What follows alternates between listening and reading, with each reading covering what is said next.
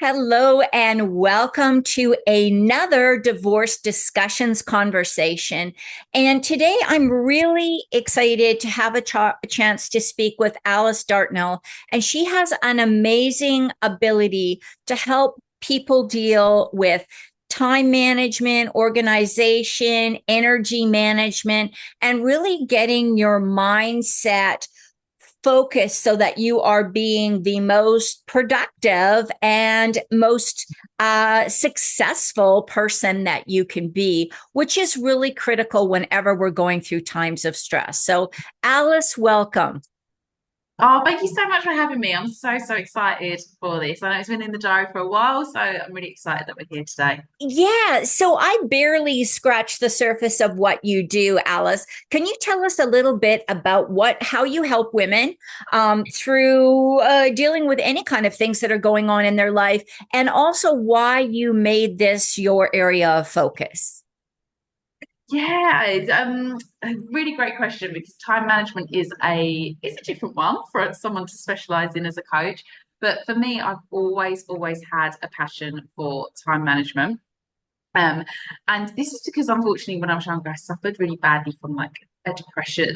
Well, it was almost a decade actually, but I suffered badly from depression, an eating disorder, and it was a really like difficult decade for me. So when I started coming out the other side and throwing myself into personal development and stuff like that, I kind of made a promise to myself that I would never waste time ever again. So that's what made me obsessed with time management.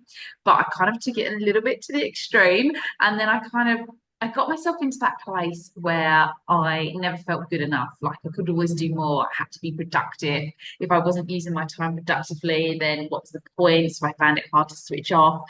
So whilst I was really good at time management, I wasn't so good at managing myself. And then in 2019, I burnt out. And that for me was like game changer. Like time management isn't just about managing time, it's also about managing you and your energy.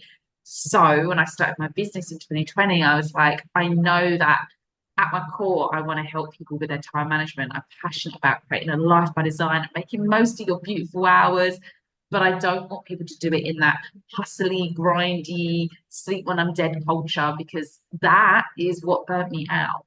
So now I talk about time management, but I do it very differently. And I talk about it in a lot more the holistic approach. And I do that via energy management and looking at mindset, which is important for everybody. But also, if you're going through that difficult time or you're going through a period of challenge, then looking after yourself and your energy management is even more critical. Yeah, and that you said a phrase that really caught my ear there. You said that sleep when you're dead culture. And I hear Mm. that all the time. If you're not putting out 150% or 110%, if you're not constantly on the go, especially if you're an entrepreneur or you're starting a business or you're going through like a divorce or a challenging time, people expect you to work harder, and that results in burnout when you are already stressed and then you're adding more things. So, I mean, I know that you are an international traveler and you've lived in London, you've lived in Cambodia, right? You're traveling all around, you've done all these Yeah. things.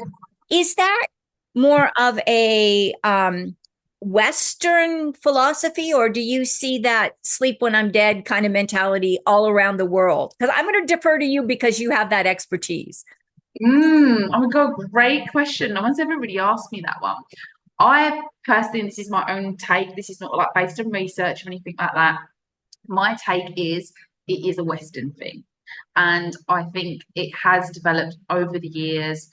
And I suppose it stems from things like, the 50s American dream, like work hard and you can have anything. And I think it also, I'm British. I grew up in England. I'm mixed. I'm half Japanese, half English, but grew up in Western culture. And no, I think it is prevalent there, where it's that keeping up with the Joneses. You've got to have the latest model. You've got to strive for the next thing. And certainly in the era that I grew up in, especially in that kind of 80s and 90s, early 2000s, it was that hustle hard, sleep when you're dead grind, the 5 a.m. club. If you're not getting up at 5 a.m., then you're just lazy. It's Yeah. all that kind of thing. And I do think things like social media probably has contributed to making that worse.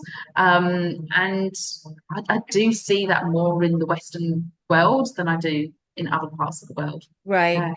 And I think because I hear this all the time, that whole idea of it's it's what you can show the world is what is of value as opposed to what's internalized. Like you said, everybody wants the latest iPhone and they want they want to be driving the newest car and they want to have all the new technology. And but they have absolutely no life. They don't have any downtime, or if they do have downtime, they don't know what to do with it, so they just sit there and scroll on their new technology devices, right? Yeah, yeah. And one of the things that I'm really passionate about is I call it creating a life by design. So I would never tell anyone this is the way to live. Like everyone's different, but it's about living to your values. And I think that's a big link that people are missing at the moment. That is a big missing piece that people are chasing something, maybe it is I want the latest iPhone and I want the bigger house, but actually what is value to you? And for me, for example, I love traveling, so I don't really need a massive house because that's going to go to waste. And also I'm single and I'm on my own and I don't have kids, and actually I don't need a big house. I would actually rather spend my money on traveling and living in hotels because that just makes more sense for me at the moment. And maybe that's not forever, but that's what's right for me at the moment. So it would be silly, foolish of me almost like chasing that as a goal just because everybody else is. So I think we sometimes disconnect from what our life by design is. We sometimes disconnect from what our values are, which then obviously can perpetuate that whole, hustle, grind, work harder, and you do, but you're like, what am I working harder for? Right. And the other thing that I think you brought up that was really interesting is the whole idea of people not working effectively, but being busy all the time. And I see this a lot, especially when people are under stress. They seem to they think that getting up at 5 o'clock in the morning and working till 11 o'clock at night, they'll say, I don't have any time in the day to build in self-care. And then we start looking at what they actually do during the day, and there's huge gaps of time where they're not really doing anything productive. They're just doing busy work. And we've got that mentality that if we're busy, we're being productive. And that is not the case, at least in my experience, right? Oh my God, absolutely. And even if you think you're being productive, like, do you need to be that busy? And actually, if you're overdoing it gets to a point where it's called law of diminishing returns. It gets to a point where the input and the effort that you are putting in isn't going to yield you that result back. And that definitely was me pre-burnout. I was so busy, but I wasn't procrastinating and scrolling social media. I genuinely was busy.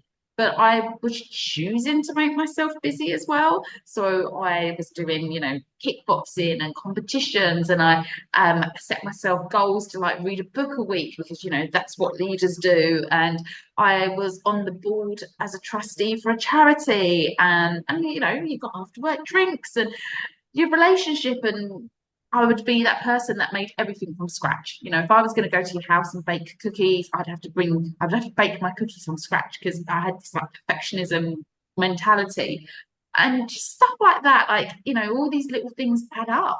And then, yeah, I was busy. So then you end up going to bed later, you end up getting up earlier.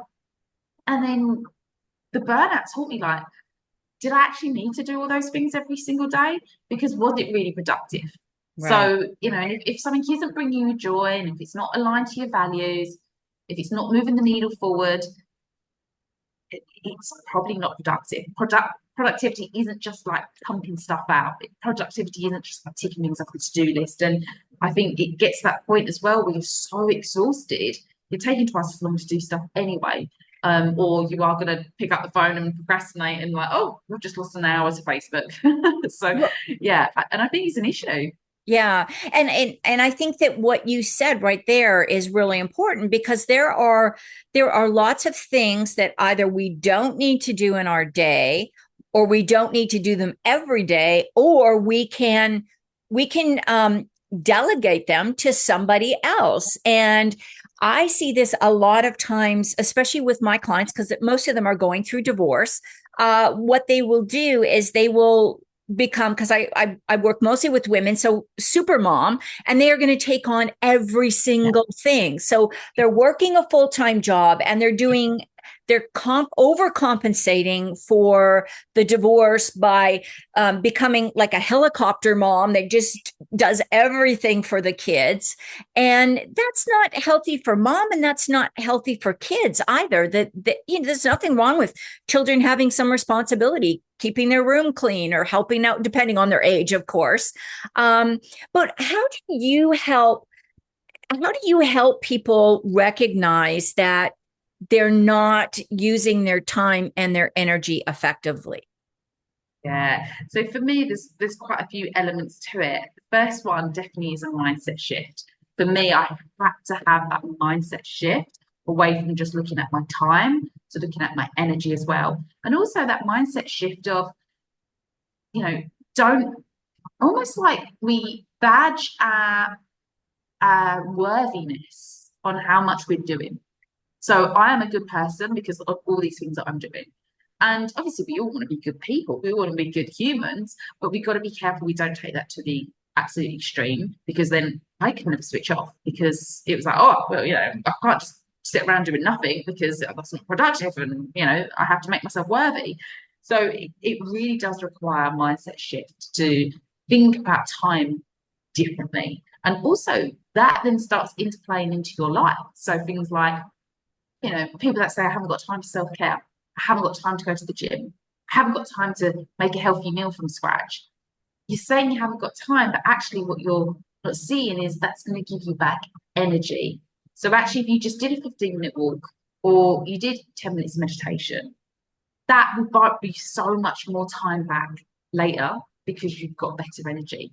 So, this then also is a concept that I've created called ROT. It's like return on investment, Right. but for your time, not your money. So it's I called love return that. on time. Yeah. So you've got to think about it like that. Like, is it worth me going for a walk for 15 minutes? Because I've got that afternoon slump. So I know if I go for a walk for 15 minutes, that's going to energize me. And the work that I do this afternoon is going to be better output. Yeah, it's worth doing that 15-minute walk. That is better than scrolling social media. So just things like that. It's like we've got to have that mindset shift. We've got to start thinking away from just time management to energy management. We've got to start thinking about our ROT, our return on time. So I think all these elements that throwing them into the mix for my clients, that's what helps them have that shift. Yeah. Okay. What do you see is the biggest obstacle for clients to make that shift when you're working with them? Often it's just ingrained. So we have to create a new way of thinking. And we know now through neuroscience that the brain has neuroplasticity, which is great. Back in the day, we thought that the brain couldn't change. So now we understand about neuroplasticity. We go, oh, the brain can change. It's not going to happen overnight. And I think that is sometimes what we forget. And then we go, oh, I can change. That's great. I can change my thinking. I can develop a new mindset.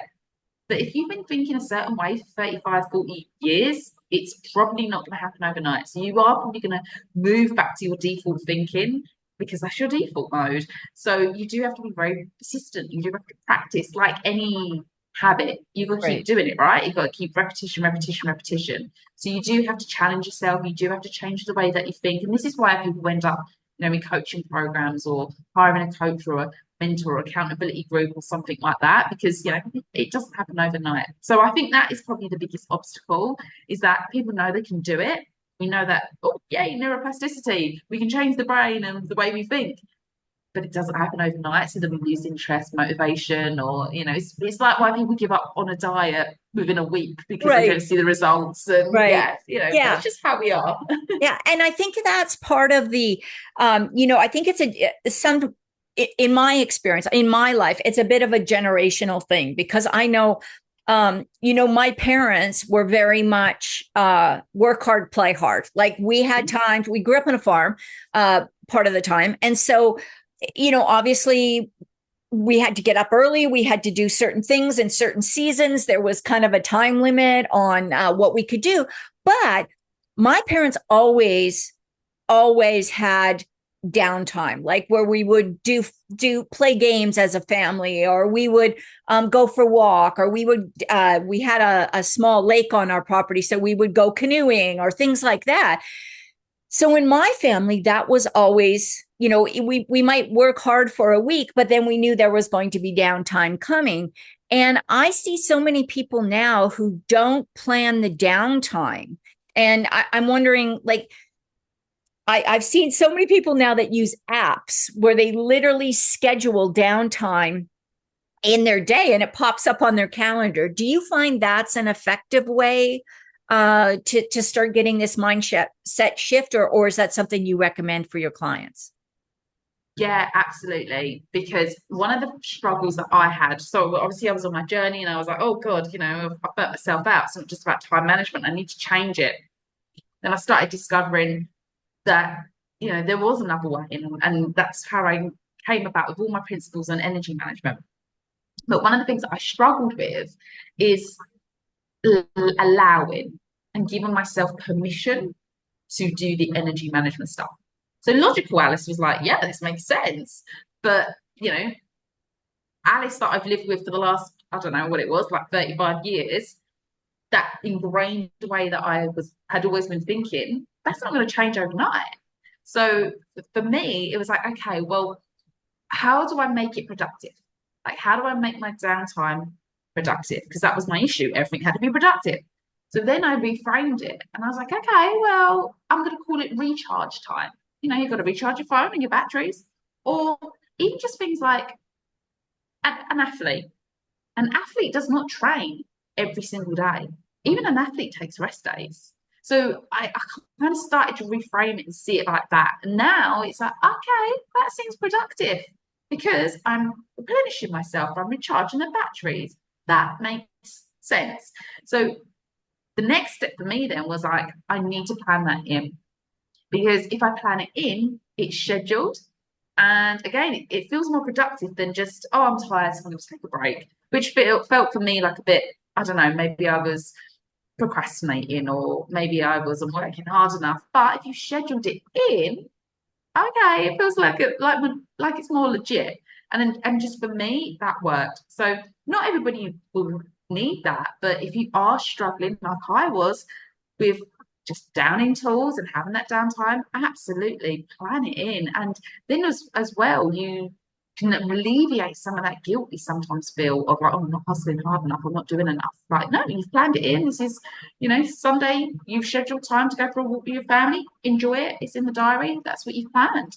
Right. And I think it's almost like anything. And I love the analogy of the athlete because you don't start, if you want to be a marathon runner, you don't go out the first day and run 50 miles. So, maybe it's starting to schedule like one break and then two and then three or a whole day.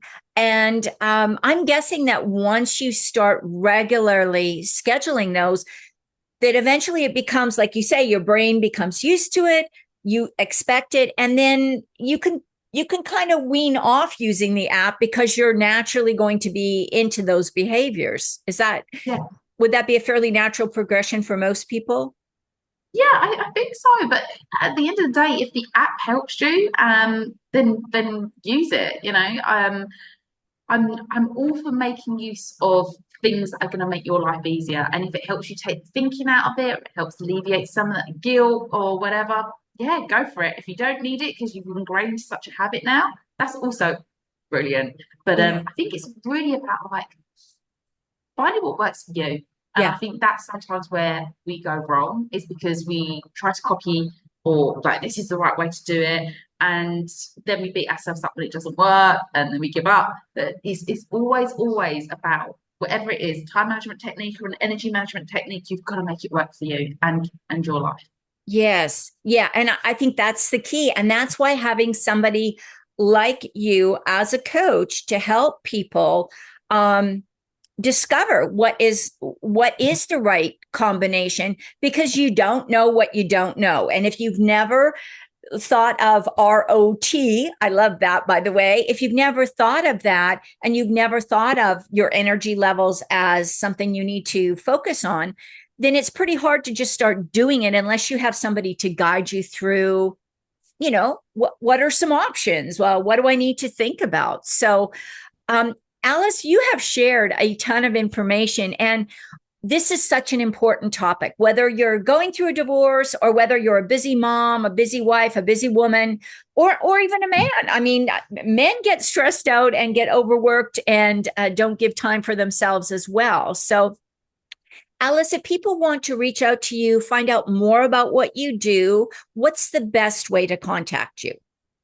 Yeah, I absolutely love connecting with people. So if you're listening to this and you want to connect more, then please do come and drop me a message, say hi. I mostly hang out on Instagram. It's just my name, Alice_Dartnell, but I also have just started Facebook as well. So just type my name in and you'll find me. So come say hi, give me a follow, and I'd love to connect. Yeah. And the nice thing about following somebody on social media is you get all these little tips and ideas that can help you throughout your day. So, Alice, thank you so much for being on Divorce Discussions. I really appreciate all your insight. And this is something that I think we all need to focus on more. So, thanks for bringing this to our attention. Oh, my pleasure. Thank you so much for having me. Oh, wonderful. And I'm going to encourage everybody, check the show notes below and make sure that you follow Alice on Instagram and get in touch with her on Facebook. Thank you all for listening in, and tune in to the next Divorce Discussions.